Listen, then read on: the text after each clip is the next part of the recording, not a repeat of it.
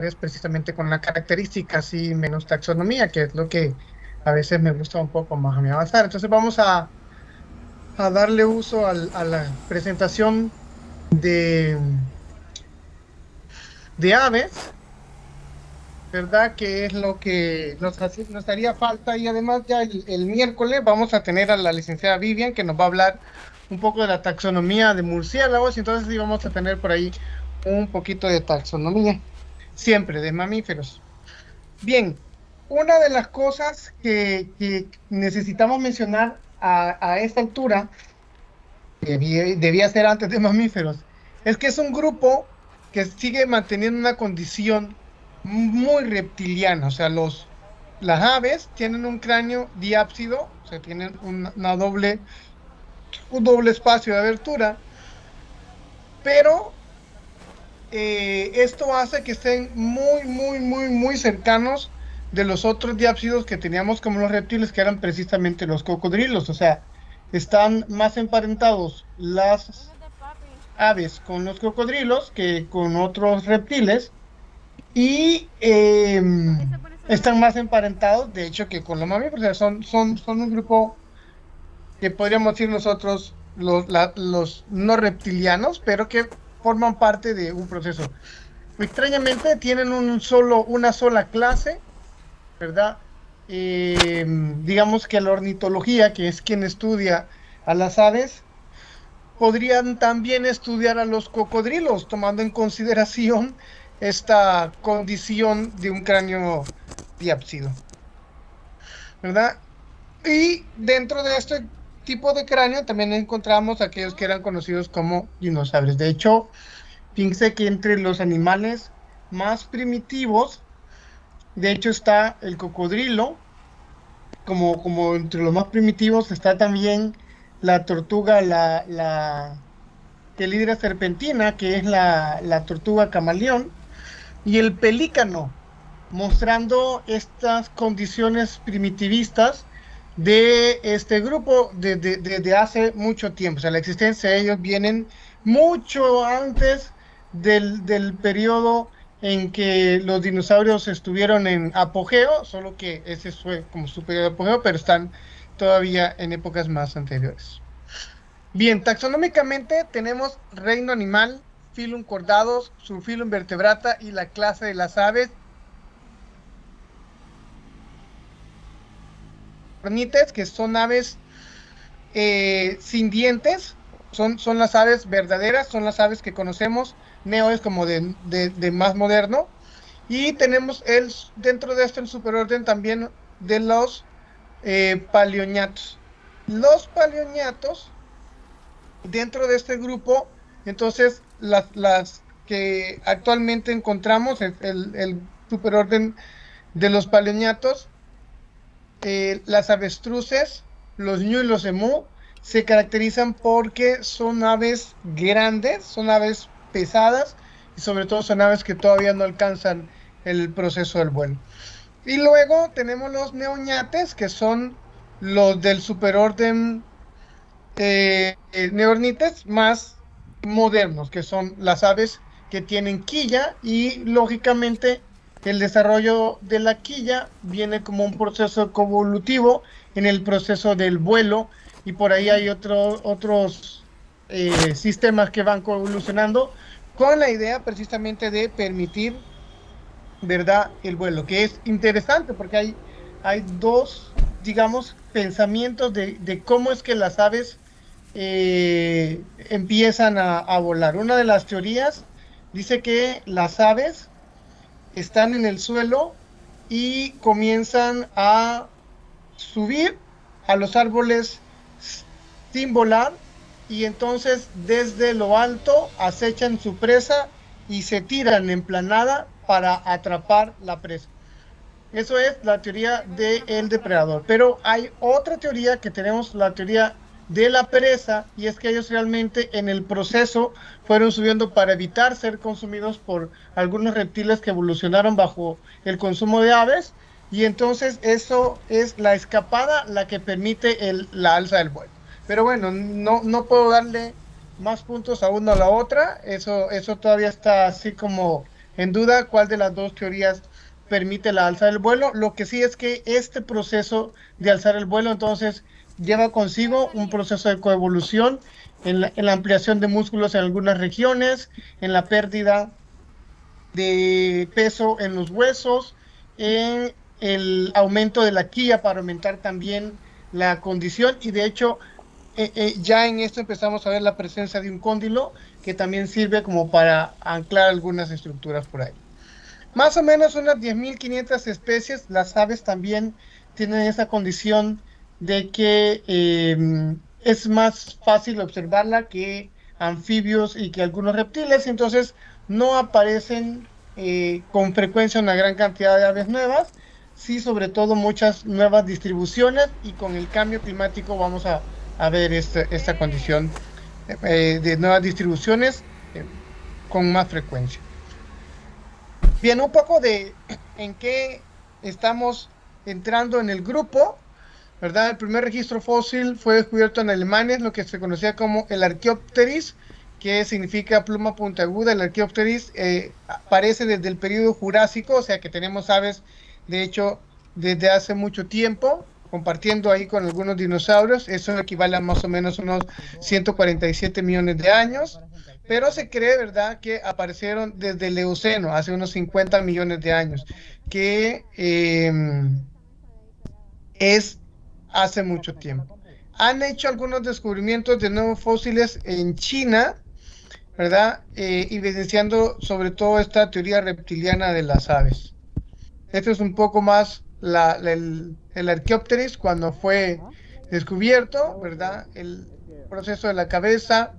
Vean ustedes los dedos en forma de garra, que es una condición un poco reptiliana, y de hecho la presencia de una cola que ya empezaba a estar cubierta por plumas, los va identificando dentro del el grupo de las aves, ya llevando la línea evolutiva de lo que conocemos hoy como las aves actuales.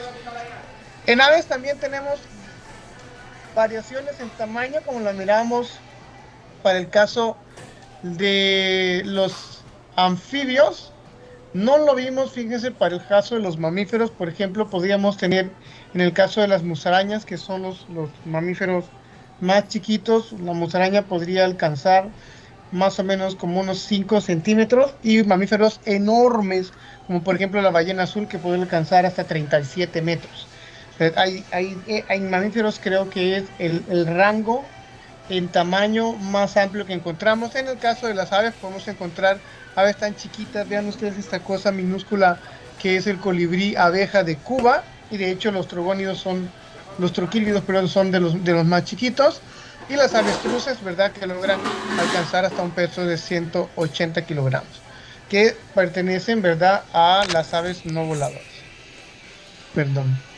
Bien, veamos algunas características bases de las aves. Ya no vamos a ver condiciones como veíamos antes tampoco en aves que eran aportes. Después de los aportes que hicieron los reptiles, empiezan a formar esos dos grupos o grandes grupos más evolucionados que son las aves junto con los mamíferos. Y una de las condiciones que sí son los primeros en representarla es precisamente una sangre o una temperatura corporal que ellos pueden regular. De hecho, es probable que algunos reptiles, ¿verdad? Del pasado también hayan tenido esta condición porque el consumo de alimento era muy grande y los cambios por ahí pudieron haberse mantenido en estas condiciones reptilianas. Pero actualmente las aves mantienen esta condición endotérmica. Unas extremidades anteriores modificadas en alas que distinguen clavemente a las aves, además un cuerpo cubierto por plumas y encontramos la condición de escamas solo en las extremidades posteriores, específicamente en la parte de las patas, ¿verdad? Que están cubiertos precisamente por escamas y que también vamos a ver sus dedos acompañados por uñas. Y por lo general vamos a encontrar 4 dedos en las partes posteriores, 3 que están colocados en posición anterior y un cuarto dedo que está ubicado en posición posterior, que es conocido como el hallux. ¿verdad? Que es un dedo hacia atrás, que por lo general no funciona, no tiene mucha función. Unos cuellos muy largos, y esta es una condición que encontramos únicamente también en aves, muchos de ellos en forma de S, un pico queratinizado, que es otra condición que los identifica completamente. No tenemos dientes, de hecho, en ninguno de las aves. Al inicio, los neonatos, bueno, como son de reproducción ovíparas, exclusivamente, no tampoco encontramos vivíparos ni otro tipo de condición, sino que son de reproducción ovípara exclusivamente. Sí presentan en el pico un diente externo que está hacia afuera del pico, y que por lo general sirve para romper el huevo cuando están eclosionando, pero una vez que rompen el huevo, el diente cae y ese ya no tiene ningún otro tipo de función. Bueno, muy bien diseñados en el proceso ya inmunológico. Hay algunos de ellos que presentan, bueno, no, todos presentan la bolsa de Fabricio, que produce los linfocitos que los ayudan a mantener un sistema de defensas adecuado. Su cuerpo cubierto por plumas, tenemos de hecho cuatro tipos diferentes de plumas. Esperen un segundo.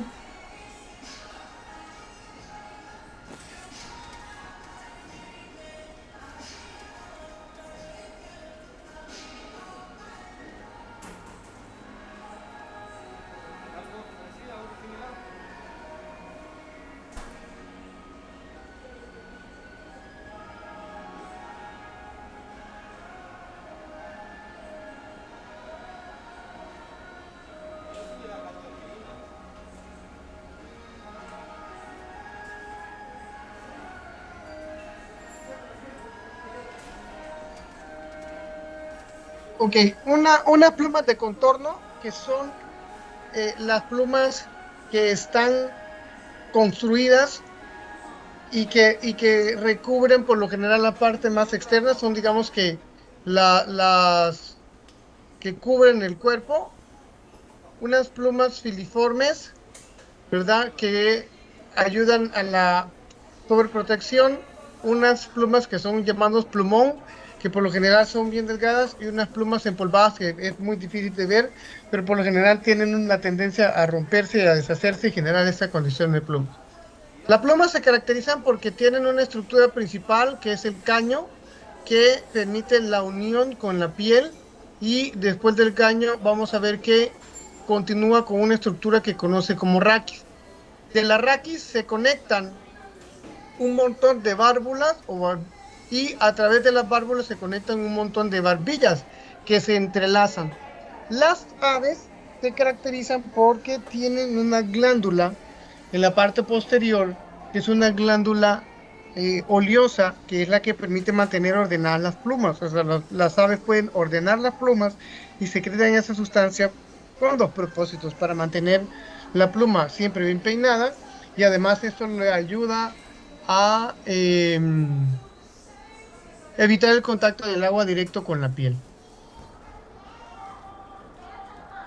Dentro de la estructura vamos a ver entonces unas plumas cobertoras que están sobre todo en la región del cuello y en la región del cuerpo.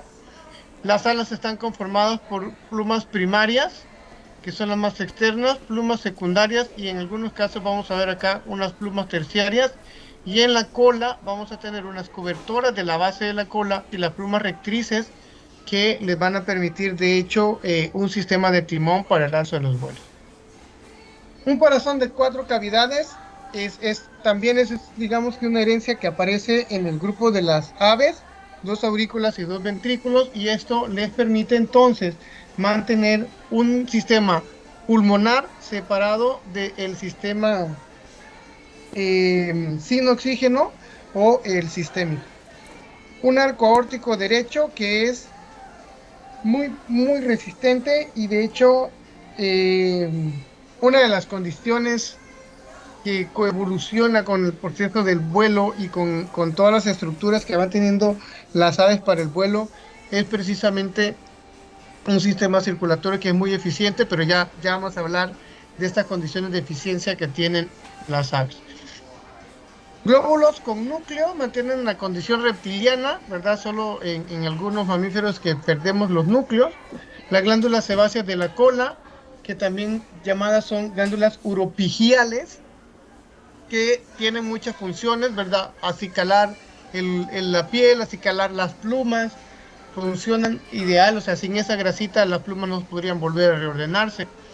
Tienen la capacidad de almacenar alimento y entonces por eso es cuando nosotros vemos que los aves tienen cría, entonces tienen una bolsa que forma parte del sistema digestivo que se llama buche y entonces en el buche pueden guardar alimento no solo para darle alimento a su cría, sino también guardar alimento para una condición posterior, que no es mucho, por supuesto, ¿verdad? Al no tener dientes, por lo general las aves, que tenemos una gran variedad de hábitos alimenticios, o sea, hay granívoras, insectívoras, piscívoras, carnívoras, o sea, tienen una gran variedad. O sea, la condición dental tampoco evitó que ellos pudieran tener o colonizar varios tipos de hábitat, pero no trituran o maceran los alimentos, como lo habíamos visto antes en mamíferos. Entonces ellos tienen una estructura que se conoce con el nombre de molleja, que esta tiene estructuras sólidas. De hecho, hay algunas aves que por eso vulgarmente se les conoce como la piedra en las gallinas, que tragan algunas piedras y esas se van almacenando ahí y van formando como una especie de molino que permite el triturar el alimento que las aves están consumiendo. Y después pasan, ¿verdad?, hacia el interior de su sistema digestivo. Un cerebro muy bien desarrollado, dos grandes óvulos ópticos, lógicamente es una de las condiciones que mejor evoluciona en el grupo de las aves.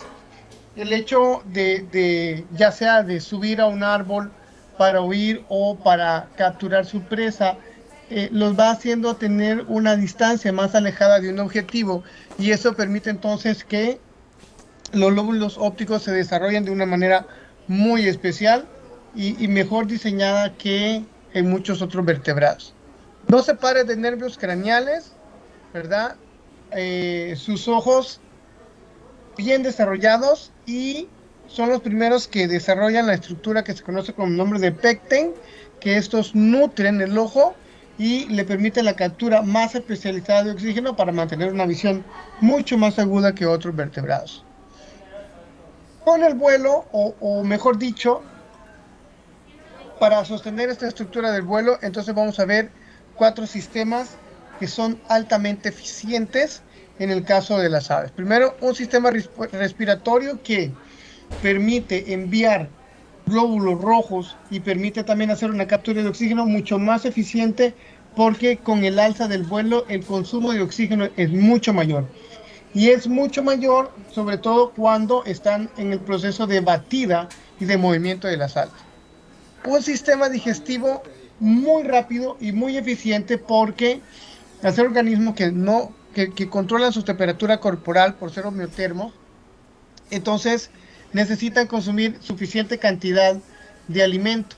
Entonces, en el momento que ellos se alimentan, necesitan consumir un porcentaje alto en relación al peso corporal, pero no pueden sostener este peso, este alimento pesado, porque eso evitaría, ¿verdad? O permitiría disminuir su capacidad del vuelo. Entonces, para eso, el sistema digestivo es muy rápido y muy rápido porque hace que el proceso sea realmente rápido, el proceso de traspaso de alimento, y muy eficiente porque captura los nutrientes que realmente necesita en un tiempo récord. Entonces es un sistema genial que tienen las aves, que tampoco lo tiene ningún otro grupo de vertebrados.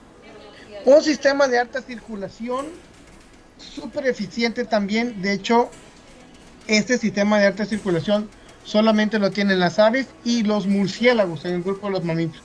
Esto es porque pueden cambiar su ritmo cardíaco de condiciones muy bajas a condiciones muy rápidas. Por ejemplo, bueno, y esto está asociado casi siempre, esto es bien raro, casi siempre al tamaño y al número de aleteos que tienen por minutos. Entonces, por ejemplo, una gallina que casi no aletea, que de hecho casi ni vuela, vuelan solo para saltar, moverse, más bien baten sus alas, no es que muevan en procesos de escapada o de planeo. Tiene un ritmo cardíaco mucho más bajo que, por ejemplo, un águila que bate sus alas para poder alzar vuelo y mucho menos, ¿verdad? En orden sería la gallina, los que estén en último lugar en el número de pulsaciones de latido por minuto. Pero tenemos, por ejemplo, a los colibríes que jamás, bueno, no jamás, pero siempre que no están posados, mantienen el vuelo, ¿verdad? Ellos no planean, son de las pocas aves que no hacen ese proceso de planear, y entonces los colibríes pueden pasar de que, podríamos poner un ejemplo, no tengo el dato exacto, pero podría pasar de 20 latidos por minuto a 400 latidos por minuto en segundos, solo con el hecho de estar volando. Entonces, este sistema circulatorio de alta presión es de hecho, eficientando toda la capacidad muscular que ellos tienen para el proceso de alzar el vuelo. Nosotros, por ejemplo, no podemos tener ni siquiera 20 o 40 mm, latidos por minuto extra porque ya tenemos baja presión o tenemos alta presión y de hecho puede colapsar. Bueno, es tan así que, por ejemplo, las musarañas, que, bueno, también son chiquitas y también tienen un latido del corazón bien rápido, pero esas no pueden tener cambios significativos porque si sube un poquito se les da un paro cardíaco por el susto. Entonces, no es tan eficiente, digamos, el sistema circulatorio a nivel de alta presión que tienen las aves en relación a otro grupo de vertebrados. Y finalmente, un sistema nervioso que está sintonizado y sentidos muy agudos que hacen una combinación perfecta para que podamos tener individuos que vuelan y que consiguen su alimento a largas distancias. Aquí algunas de las estructuras que habíamos mencionado. Por acá vean ustedes el buche, que es donde guardan alimentos. Y por acá tenemos la molleja, que es donde terminan de triturarlo antes de que pase, ¿verdad?, al sistema digestivo para que tengan la absorción de los nutrientes. Quizás esa es otra ventaja, que la molleja ya lleva un proceso de digestión y que también esto, el tamaño de la molleja les limita el consumo de alimento y esto los haga también más eficientes. Bien, desde el punto de vista sus huesos, las aves tienen una condición interesante. Primero, reducen el número de huesos y eso hace que reduzca también el peso corporal. En el cráneo, por ejemplo, de origen diápsido, está modificado y reduce muchos huesos para que el cráneo no pese, si no las aves andarían pico bajo constantemente.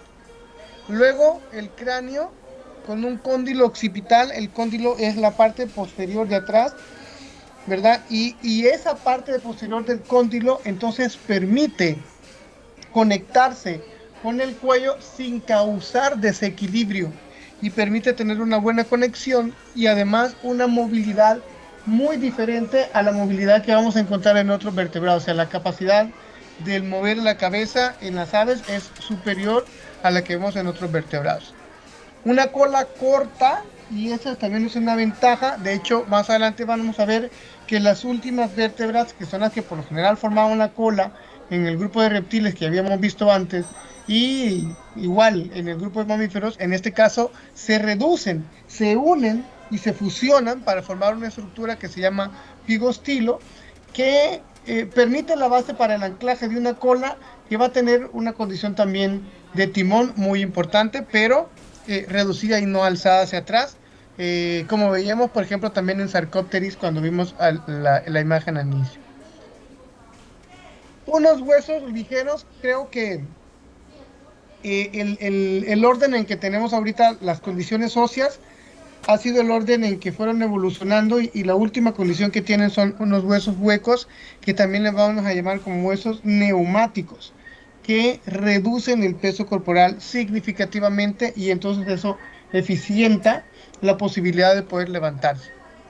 Luego, para poder levantarse, entonces vemos nosotros las vértebras de la pelvis y los huesos de la mano que están funcionadas para el vuelo. Eso es para tener una estructura en forma de remo que les permita el impulso y la captura de aire para el impulso del cuerpo.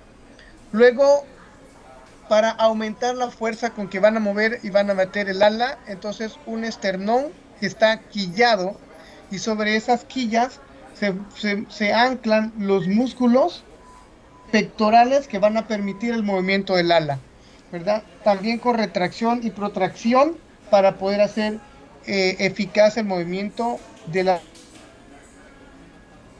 alzar el vuelo. Luego ya lo que vemos acá es más diseñada para el alimento, una mandíbula inferior formada por 5 huesos y unas vértebras fusionadas, a excepción de las vértebras cervicales, que eso ayuda a brindar más rigidez en la estructura desde el cuello hasta donde está el pigostilo, para tener un eje de sostén más garantizado. Vemos acá algunas de las estructuras que coevolucionan. Eso es bien importante. La fúrcula es de donde permite el anclaje de la musculatura hasta la región de la quilla, ¿verdad? Y por aquí el coracoides, que son los dos huesecillos que salen, que le llamamos nosotros los huesos de la suerte. Otro de los que es importante ver, bueno, están fusionados también el tibio y el tarso. Vemos acá el pigostilo y vean todas las vértebras que vienen desde las cervicales, todas las partes de arriba que están completamente funcionadas, y eso les permite dar entonces una estructura o un equilibrio más para sostenerse y de hecho para sostener la posición del vuelo. Bien, desde el punto de vista taxonómico, las aves tienen una condición interesante, y es que sí se pueden identificar sin el uso de claves taxonómicas especializadas, sin estarle viendo los dientes, sin estarle contando escamas, sin estarle contando uñas, que es un proceso que vemos en el resto del grupo de los vertebrados un poco más complejo para la confirmación de especies. Por lo general, en aves es no fácil, porque de verdad yo de hecho es el grupo del cual menos sé en taxonomía, pero es a través de características visuales, que también lo vemos, por ejemplo, en peces de arrecifes, que tiene otra condición. O sea, no ocupamos agarrar algunos peces para estar seguros de qué especie es. Pues así pasa con las aves, ¿verdad? No siempre es necesario la captura de estos para eh, claviarlos, como decimos nosotros ahí en el laboratorio.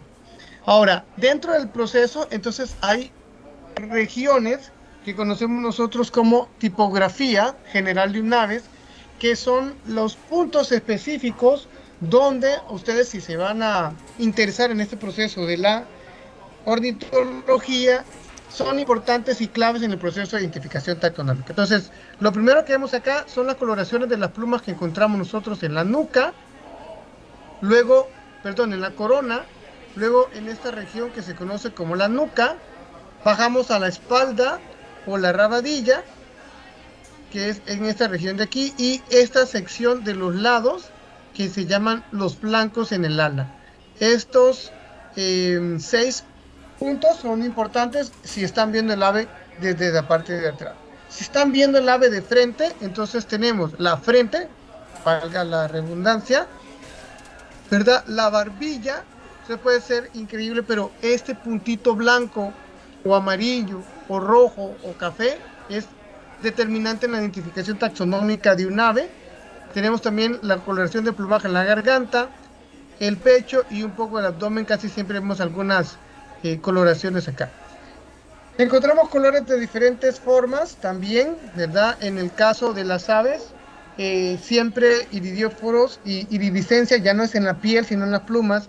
La iridiscencia permite la observación de diferentes condiciones de coloración, y por eso vamos a ver que si encontramos todavía organismos verdes por esa combinación de colores entre melanina y los iridíforos que permiten la formación de coloraciones verdes. Por lo general, colores muy vivos son el grupo que por lo general la mayoría de ellos tienen una condición marcada de dimorfismo sexual, a excepción de citácidos, por ejemplo, que es casi imposible identificar entre hembra y macho. Eh, Tienen la condición reproductiva del cortejo, ¿verdad? Y de los cortejos más apasionados, diría yo, y significativos en el grupo de los vertebrados. Bien, otra condición que es importante en la estructura de identificación es el tipo de patas, y tenemos diferentes tipos de patas. Esta primera pata que creo yo que ustedes van a reforzar, de hecho, en laboratorio, es la que conocemos como toti palmeada. Vean ustedes, tiene los 4 dedos hacia adelante. Es la única pata, no, perdón, entre las únicas patas que tienen los 4 dedos, porque también tenemos la pamprodáctila, que es esta que vemos acá, que tiene los 4 dedos hacia adelante. Pero entonces, toti palmeado, los 4 dedos hacia adelante, pero con la condición de que tienen membranas interdigitales. Por lo general las vamos a encontrar en aves acuáticas. Tenemos las patas palmeadas, que son las patas, digamos, tradicionales de las aves, que tienen los 3 dedos hacia adelante y el cuarto dedo que les mencionaba, que es el hallux, completamente hacia atrás. Bueno, esta, chicos, también está parcialmente hacia atrás o lateral, a diferencia de Pamprodáctila, que están todos los dedos completamente para el frente. Pero bueno, ya vamos a trabajar con esto. Tenemos acá el caso de las cigodáctilas. Y entonces, en el caso de las cigodáctilas, tienen una relación muy, muy, muy similar. Si ustedes ven, tengo la misma imagen con la heterodáctila, con una condición diferente. Las cigodáctilas se caracterizan porque este es el dedo 1, el dedo 2, el dedo 3 y el dedo 4. O sea, el dedo 1 y 2 están enfrente. Y en la heterodactilia, este es el dedo 1, este es el dedo 2, este es el dedo 3 y este es el dedo 4. Y entonces tenemos el 1 y el 4 al frente, no el 1 y el 2. Y esa es la diferencia que vamos a ver entre. Pero es otra condición interesante. Las cigodáctilas y las heterodáctilas tienen 2 dedos hacia adelante y 2 dedos hacia atrás.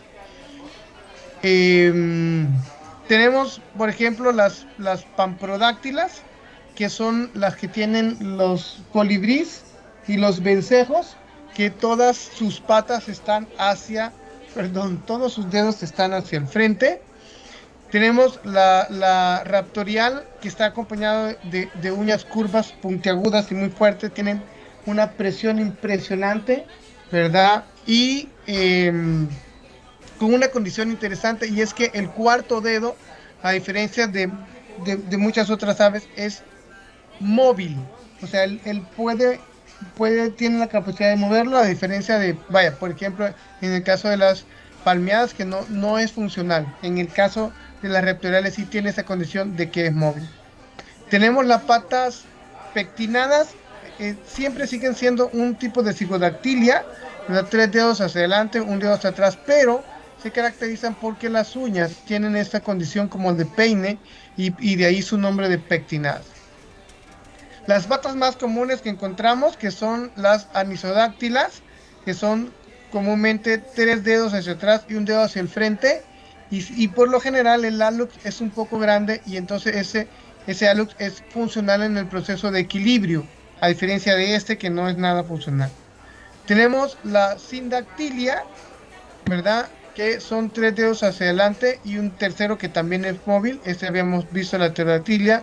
Y finalmente las patas lobuladas, que como ven ustedes tienen estas ampliaciones, ¿verdad? De piel hacia los lados, que les ayuda a las aves, sobre todo las que viven en las regiones muy lodosas, a poder caminar en el lodo sin ningún inconveniente. Lick, Dígame. disculpe, la psicodáctila y la heterodáctila no son las mismas. Ay, voy. Esta que tenemos acá, sí, en el dibujo sí. Y es que fíjese que no encontré, ¿cómo se llama? Una imagen como para tener dos diferentes tipos de patas. Permítame un segundo. Entonces, en el caso, por ejemplo, para poder diferenciarlas en algún momento, vamos a ver. Para el caso de las cigodáctilas, tienen una condición. Vamos a usar esta de aquí arriba para el caso de las cigodáctilas. Entonces, por ejemplo, las cigodáctilas tienen esta característica, vean. Este que tenemos acá es el dedo 1. Este que tenemos acá es el dedo 2. Este que tenemos acá es el dedo 3. Y este que tenemos acá es el dedo 4. Entonces, la cigodáctila se caracteriza porque el dedo 1 y el dedo 4 quedan hacia el frente, a diferencia de las heterodáctilas. Perdón que puse la misma imagen, pero en el caso de las heterodáctilas, este sigue siendo el dedo 1, pero el que está al lado es el dedo 2, el dedo 3 y el dedo 4. Entonces, en esta vamos a encontrar que el dedo 1 y el dedo 2 son los que están hacia el frente. Esa sería la diferencia entre las cigodáctilas, ¿verdad? Que sería el dedo 2 y 4, y las heterodáctilas, que sería el dedo 1 y el dedo 2, para que vean la diferencia. No encontré una imagen que fuera bonita ¿cómo se llama? Heterodactilia, y por eso usé la misma, y ahí habría que manejar solo el número de dedo que está para tener la diferencia. No sé si le saqué la duda. Perdón. Sí, gracias, gracias. Ah, ok. Bien, vamos con diferentes tipos de picos. Estos sí están íntimamente relacionados con el tipo de alimentación que van a tener. Tenemos en el caso, por ejemplo, de los tucanes, que es un pico dentado. Es interesante porque el tucán, podemos encontrar, por ejemplo, los tucanillos verdes, que se alimentan exclusivamente de frutos. El tucán, bueno, el que sale en los de Fruit Blues, que es el tucán de color, ¿verdad? Que es el Ramphastus sulfuratus, que puede comer frutas y incluso puede alimentarse de peces. De hecho, puede estar como piscívoro también. Y este que es el Swansoni, que es el tucán más grande que tenemos nosotros, que son los de dos colores, que también puede tener una combinación entre frutas alimentándose de ellos. Un pico ganchudo, que estos sí, pues tradicionalmente van a tener esa condición de romper músculo. Un pico laminado, como en el caso de los patos, que le permite hacer una filtración en el proceso de alimentación. Ellos se alimentan de cosas que están en el agua. Un nostrilo tubular, que es específico para este grupo, con una estructura que le permite la expulsión del exceso de sal. Un pico cónico, que por lo general lo vamos a encontrar en aves granívoras, ¿verdad? Un pico recurvado, que por lo general también vamos a encontrarlo alimentándose ya sea en el agua, o podemos encontrar alimentándose de néctar. Un pico recurvado, que también hace esa condición de alimentarse de néctar. Un pico acucharado, que es el de las bujajas. Por lo general estas son aves que se alimentan en el mangle. Y un pico doblado, que es característico del grupo de los pelícanos.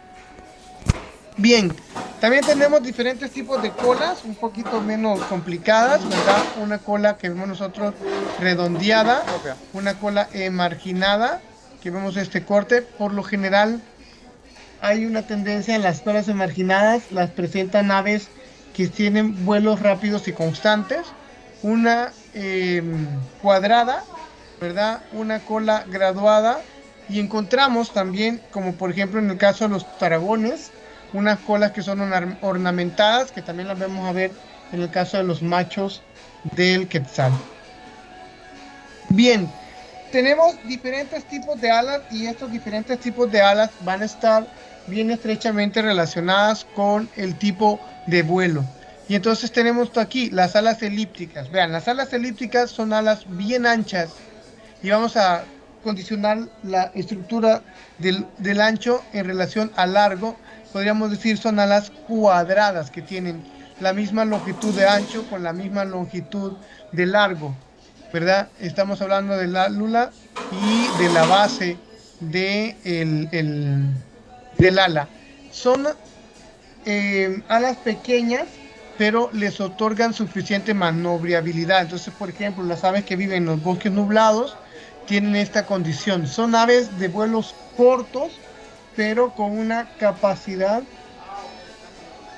de maniobrar fantástica, ¿verdad? Y eso les confiere esa condición de poder moverse ahí entre las hojarascas.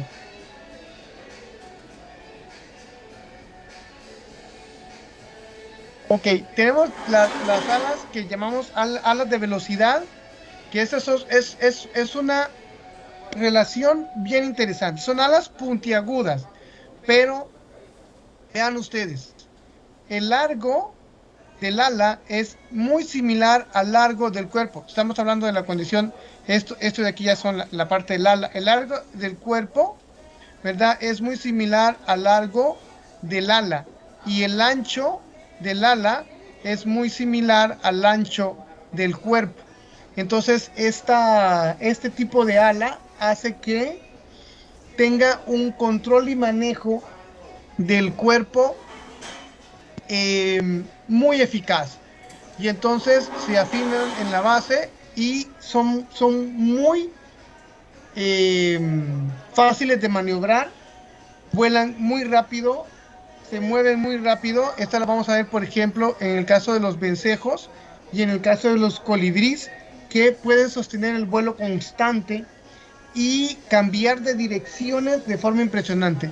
Este tipo de ala no, digamos que favorece planear muchas distancias. Es más, el esquivo, la maniobrabilidad son, digamos que, de aves locas, de mucho movimiento. Luego tenemos las alas voladoras activas. Bien, las alas activas tienen una condición, son mucho más largas que la longitud del cuerpo y son mucho más largas que anchas. Esta condición, como por ejemplo en el caso de los albatros, si ustedes podría ser que se vieran ahí un poco flacas, pero por ejemplo las fragatas, los albatros, estas aves marinas que tienen un vuelo muy rápido, eh, una gran capacidad para el planeo, pero no es un planeo de altura, ¿verdad? Sino es un planeo de velocidad, o sea, es un planeo que les permite un cambio de dirección, que les permite un descenso rápido. Entonces, es un tipo de alas muy activa que puede estar entre el moverse rápido y el planear en en direcciones o sea, verticales, ¿verdad? No de sostener grandes espacios de planeo, como si lo vamos a ver, por ejemplo, en las alas voladoras pasivas, que tienen una capacidad de elevarse muy alta. Y entonces, por ejemplo, vamos a verlas en algunos rapaces, pero los ejemplos más clásicos de estos son los sopilotes, que ustedes los van a ver a una altura tremenda y planeando en grandes condiciones. No es así en la condición que vemos nosotros, por ejemplo, en el caso de los albatros.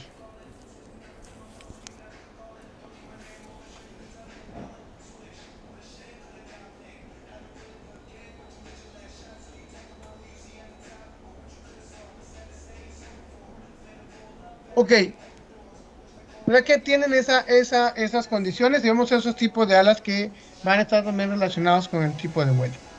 Bien, chicos, terminamos creo por acá con esto. Hablamos de taxonomía solo un poco, que ya habíamos hablado de hecho al inicio, y aproximadamente unas 763 especies de aves para Honduras.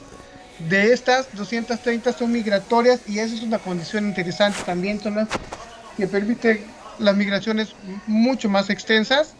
25 órdenes, 77 familias. De estas, una es endémica, que es el colibrí esmeralda, aunque ya es endémico de la región entre Guatemala y Honduras. No solo lo tenemos nosotros para acá.